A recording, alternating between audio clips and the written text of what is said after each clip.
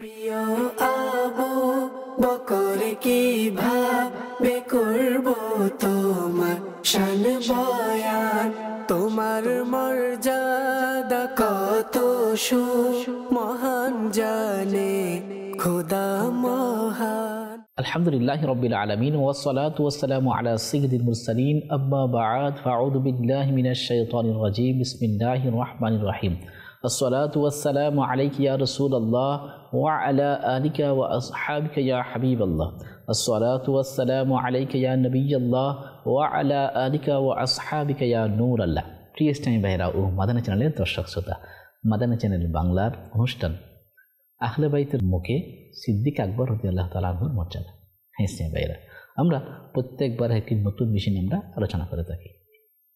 আর আমাদের আজকের বিষয় হচ্ছে মধ্যবয়সী জান্নাতীদের সরদার।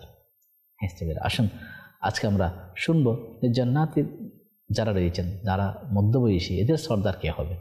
আহলে বাইতের রসুলের মুখে আমরা সিদ্দিক আকবরের সেই শান শুনবো ইনশাআল্লাহ। আসুন আলোচনা শ্রবণ করার পূর্বে আমরা প্রথমে দরুদ শরীফের ফজিলত সম্পর্কে শুনে নিই। দরুদ শরীফের অসংখ্য ফজিলত রয়েছে। আল্লাহ পাকের সর্বশেষ নবী রসুল আরবি হুজুরপুর নূর সাল্লাল্লাহু আলাইহি ওয়াসাল্লাম ইরশাদ করেন, যে ব্যক্তি আমার উপর একবার দরুদ শরীফ পাঠ করবে, আল্লাহ পাক তার উপর 100টি রহমত বর্ষণ করবেন। আসুন আমরাও পাঠ করি, সাল্লু আলাল হাবিব সাল্লাল্লাহু আলা মুহাম্মদ সাল্লাল্লাহু আলাইহি ওয়াসাল্লাম। প্রিয় ইসলামী ভাইয়েরা, হযরত সাইয়েদনা সিদ্দিক আকবর রাদিয়াল্লাহু তাআলা আনহুর শান ও মর্যাদা কেমন, যিনি সমস্ত আম্বিয়া কিরাম আলাইহিমুস সালামের পর যার শ্রেষ্ঠত্ব, যার শান মান সম্পর্কে স্বয়ং প্রিয় নবী হুজুরপুর নূর সাল্লাল্লাহু আলাইহি ওয়াসাল্লাম বর্ণনা করেছেন। আহলে বাইতের রাসূল আলাইহিম রিদওয়ানগণ বর্ণনা করেছেন, সমস্ত সাহাবায়ে কিরাম আলাইহিম রিদওয়ানগণ বর্ণনা করেছেন, সমস্ত আউলিয়া কিরাম রহিমাহুল্লাহ মুবিন তাঁরও বর্ণনা করেছেন। আমার আঁকা আলা হযরত আহমদ রাজা খান ফাজলে বেরলভী রহমতুল্লাহ তাআলা আলাইহি তিনি ফতোয়ায়ে রসিবিয়ার মধ্যে তিনি উল্লেখ করেন যে নবী করিম রউফুর রহিম সাল্লাল্লাহু আলাইহি ওয়াসাল্লামকে মুহাব্বত করেন, তার জন্য আবশ্যক যে নবী করিম সাল্লাল্লাহু আলাইহি ওয়াসাল্লামের সাথে সম্পৃক্ত সমস্ত সাহাবা ও আহলে বাইত আলাইহিমুর রিদওয়ানদেরকে মুহাব্বত করা। কেউ একজন প্রতি বিদ্বেষ পোষণ কাটে যদি প্রমাণিত হয়, তাহলে নবী করিম সাল্লাল্লাহু আলাইহি ওয়াসাল্লামের সত্যিকারের মুহাব্বত ভালোবাসা তার নসিব হবে না। আর তার প্রতি নবী করিম সাল্লাল্লাহু আলাইহি ওয়াসাল্লাম এর যে মুহাব্বত থাকার কথা সেটাও হবে না। এবং নবী করিম সাল্লাল্লাহু আলাইহি ওয়াসাল্লামের সাথে যার সম্পৃক্ততা রয়েছে, যার সাথে মুহাব্বত রয়েছে, তাকেও মুহাব্বত করতে হবে। ইমাম আহলে সুন্নাত রাহমাতুল্লাহ তাআলা আলাই সব নিসবত, যার সাথে যত সম্পৃক্ততা রয়েছে, প্রিয় নবীর সাথে যাদের যাদের সম্পর্ক রয়েছে, সবাইকে মুহাব্বত করার কথা বলেছেন। এটাই হচ্ছে আহলে সুন্নাত ওয়াল জামাতের আকীদা। আহলে বাইতে কেরাম আলাইহিমুর রিদওয়ান প্রতি মুহাব্বত, এটা তো জীবনের শেষ নিঃশ্বাস পর্যন্ত ধরে রাখা উচিত, আহলে বাইতে রসুলের মুহাব্বত। এবং সিদ্দিক আকবর রাদিয়াল্লাহু তাআলা আনহুর প্রতি যাদের মনে সামান্যতম বিদ্বেষ রয়েছে, তারা যদি আহলে বাইতে রসুলের এই বর্ণনা যদি তারা পড়েন, অধ্যয়ন করেন, তাহলে তারা বুঝতে পারবেন যে প্রিয় নবী হুজুরপুর নূর সাল্লাল্লাহু আলাইহি ওয়াসাল্লাম এর বংশধর এবং সমস্ত পবিত্র সত্তাগণ সাইয়েদনা সিদ্দিক আকবর রাদিয়াল্লাহু তাআলা আনহুকে কেমন মুহাব্বত করতেন। বরং তারা এভাবেই বলতেন যে সিদ্দিক আকবরের সে আমাদের, অর্থাৎ যে সিদ্দিক আকবরকে মুহাব্বত করে সে আমাদেরকে মুহাব্বত করে, আর যে সিদ্দিক আকবরকে ভালোবাসে সে আমাদেরকে ভালোবাসে, আর আমরা তাকে ভালোবাসি যে সিদ্দিক আকবরকে মুহাব্বত করে। কথা হচ্ছে এটা। হ্যাঁ স্টে ভাইয়া, কেননা হাদিস মুবারকার মধ্যে রয়েছে আসহাবিকা নুজুম ফাবি আইয়িহিম ইকতাদাইতুম ইহতাদাইতুম, অর্থাৎ আমার সাহাবায়ে কেরাম যারা রয়েছেন তারা হচ্ছে আকাশের তারকার মতো, তোমরা যে তাদের মধ্যে থেকে কাউকে অনুকরণ করো, তাহলে অবশ্যই তোমরা হিদায়াতের পথ লাভ করবে। মিশকাতুল মাসাবিহ দ্বিতীয় অংশ, দ্বিতীয় খণ্ড, 414 পৃষ্ঠা। এবং আমার নবীটাও ইরশাদ করেছেন মাসালু আহলে বাইতি মাসালু সাফিনাতি নূহ ওয়ামান রাকিবাহা নাজা ওয়ামান তাখাল্লাফা আনহা গারাক। আমার আহলে বাইত যারা, তারা হচ্ছে নূহ আলাইহিস সালামের কিস্তির মতো, যারা তাতে আরোহণ করবে তারা মুক্তি পাবে, আর যারা বিদ্বেষ পোষণ করবে, যারা তাদের বিরুদ্ধাচরণ করবে, তারা ধ্বংস হয়ে যাবে। আল মুস্তাদরাক হাদিস নম্বর 332। পিএস নেবের মাদানী চ্যানেলের দর্শক শ্রোতা, এ থেকে বোঝা যায় যে আহলে বাইতে রসুলকেও মহাব্বত করতে হবে, সাথে সাথে সাহাবে কিরাম আলাইহিম রিদওয়ানদেরকেও মহাব্বত করতে হবে। কারণ আমার নবীর সকল সাহাবি জান্নাতি জান্নাতি নিঃসন্দেহে।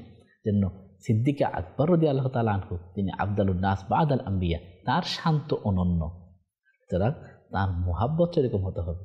হ্যাঁ, আমরা শুনবো মধ্যবয়সীদের সর্দারকে হবে জান্নাতে, মধ্যবয়সী যারা তাদের সর্দারকে হবে ইনশাআল্লাহ। আমরা সে সম্পর্কে শ্রবণ করব ইনশাআল্লাহ। মৌলা শের হুদা আলী এর শানে এমন যে সিদ্দিক আকবর রাদিয়াল্লাহু তাআলা আনহুর প্রতি তাঁর মহাব্বত কেমন ছিল।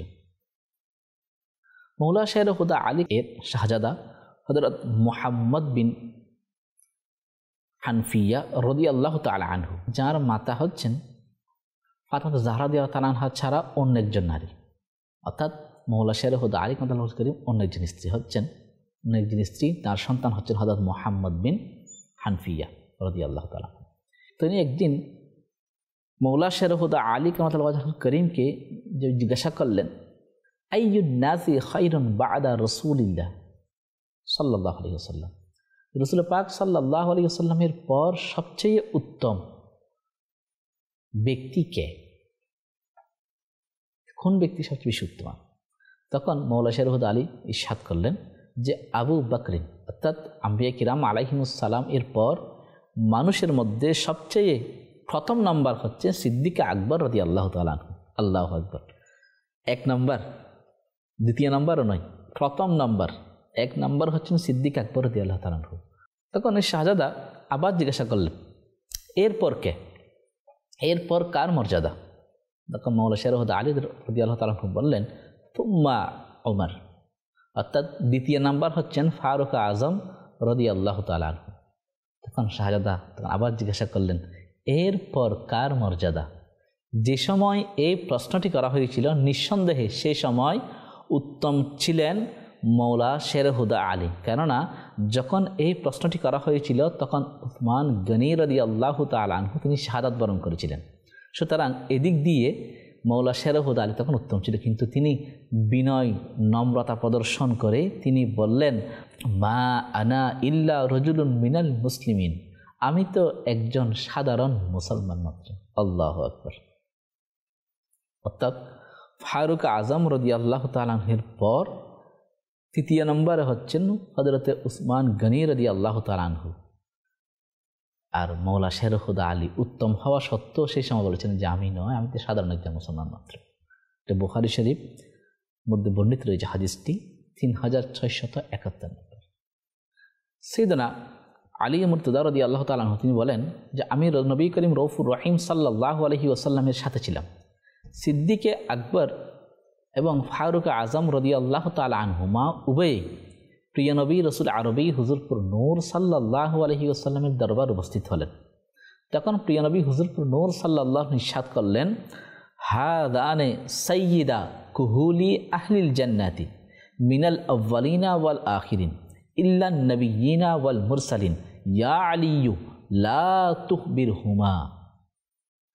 অর্থাৎ এই দুইজন, অর্থাৎ সিদ্দিক আকবর এবং ফারুক আজম রাদিয়াল্লাহু তাআলা আনহুমা, এই দুইজন আম্বিয়া কিরাম আলাইহিমুস সালামের পর পূর্ববর্তী এবং পরবর্তী সমস্ত মধ্যবয়সী জান্নাতীদের সরদার হবেন। আল্লাহু আকবার। হে আলী, তুমি এদেরকে এই খবরটি বলিও না।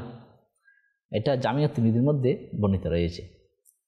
অর্থাৎ প্রিয় নবী রসুল আরবি হুজুরপুর নূর সাল্লাল্লাহু আলাইহি ওয়াসাল্লাম মৌলা শের হুদা আলী বলতে লাগলেন যে আলী, এই দুইজনকে দেখে, তো সিদ্দিক আকবর এবং ফারুক আজম রাদিয়াল্লাহু তাআলা আনহুমাকে দেখে বলতে লাগলেন যে জান্নাতে মধ্যবয়সী যারা এদের সর্দার হবেন এই দুইজন।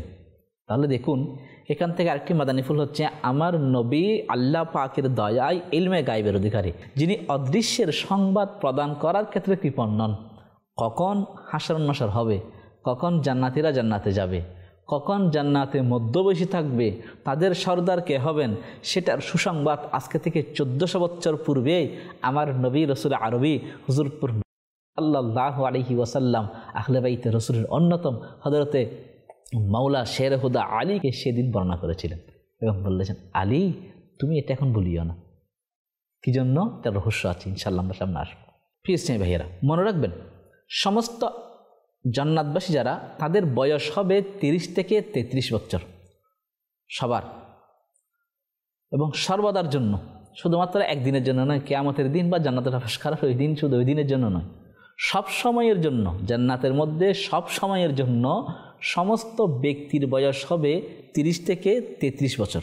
30 এবং 33, 30 এবং 33 এই বয়সে থাকবে।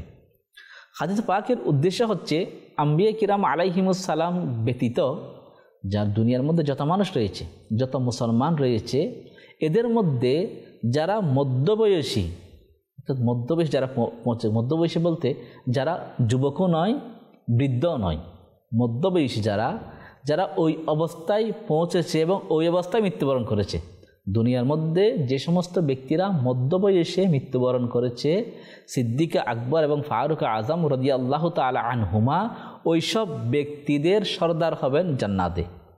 হে আলী, আমার পূর্বে তুমি তাদেরকে এই সংবাদটা প্রদান করিয়া না, বরং আমি নিজেই তাদেরকে এই সংবাদ প্রদান করব এবং তাদেরকে অনেক খুশি প্রদান করব। আল্লাহু আকবার।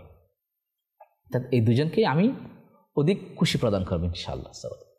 সিদ্দিক আকবর রাদিয়াল্লাহু তাআলা আনহু, আহলে বাইতে রসুল আলাইহিম রিদওয়ানগণ, কেমন মুহাব্বত ছিলেন, প্রশংসা কেমন। ফাতওয়ায়ে রাজবিয়ার মধ্যে বর্ণিত রয়েছে, যেভাবে আমরা শুনলাম যে সিদ্দিক আকবরের মুহাব্বত কীরকম এবং মৌলা শের হুদা আলী কামাতাল ওয়াজহুল কারীম আহলে বাইতে রসুলের মুহাব্বত কেমন ছিল।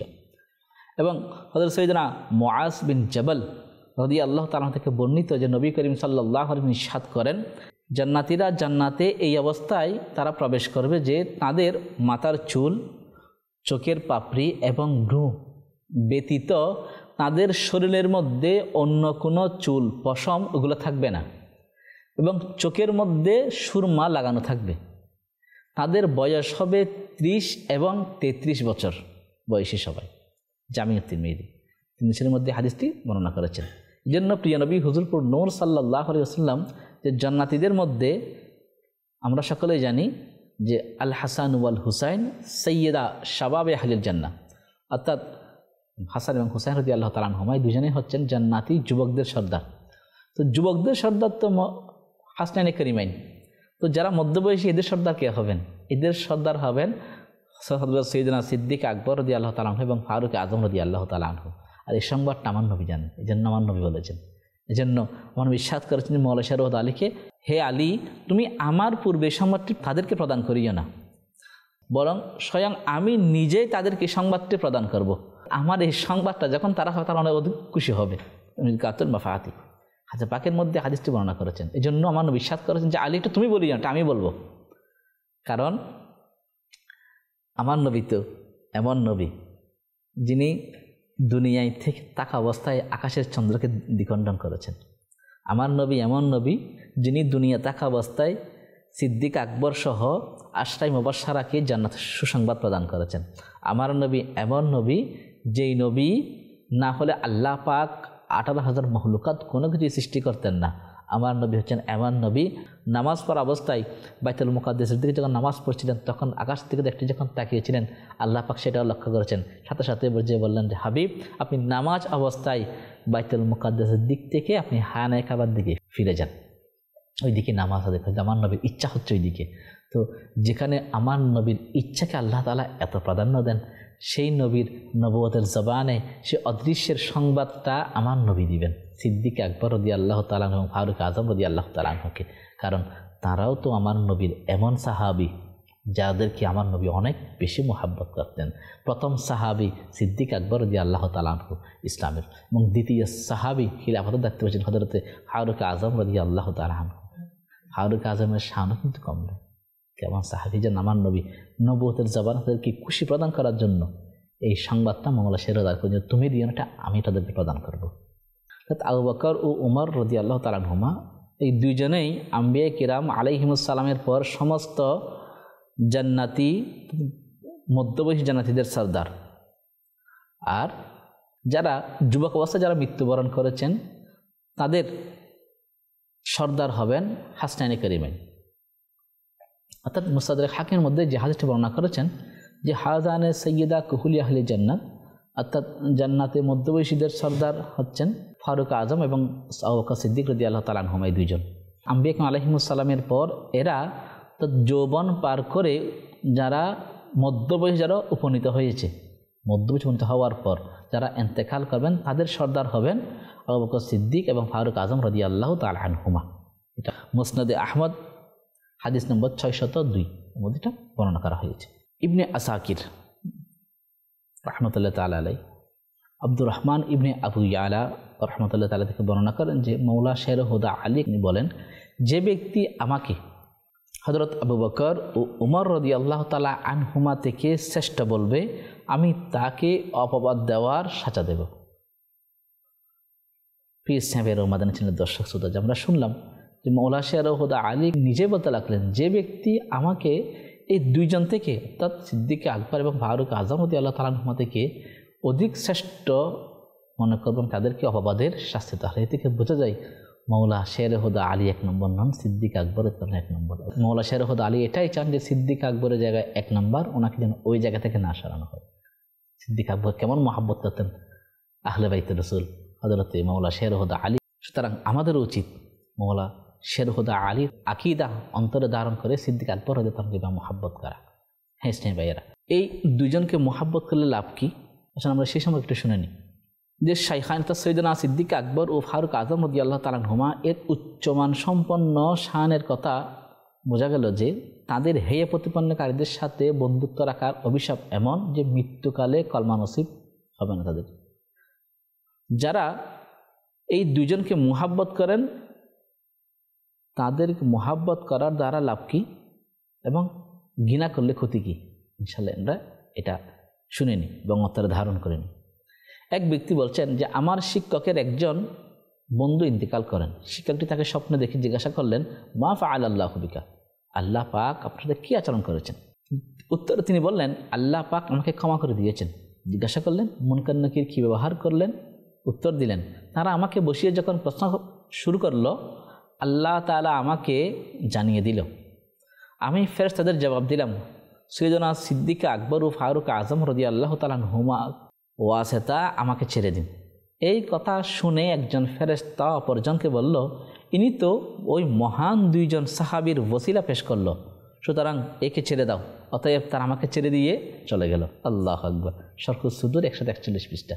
পিএস নেবের মাদানী চ্যানেলের দর্শক শ্রোতা, দেখুন সিদ্দিক আকবর ও ফারুক আজম রাদিয়াল্লাহু তাআলাকে মুহাব্বত করার দ্বারা, তার ওসিলাকে অবলম্বন করার দ্বারা মুনকার নাকির ফেরেশতা পর্যন্ত তাদের উত্তর ছেড়ে দিয়ে চলে গেলেন, তাকে ছেড়ে দিলেন, আল্লাহ তাকে দয়া করলেন।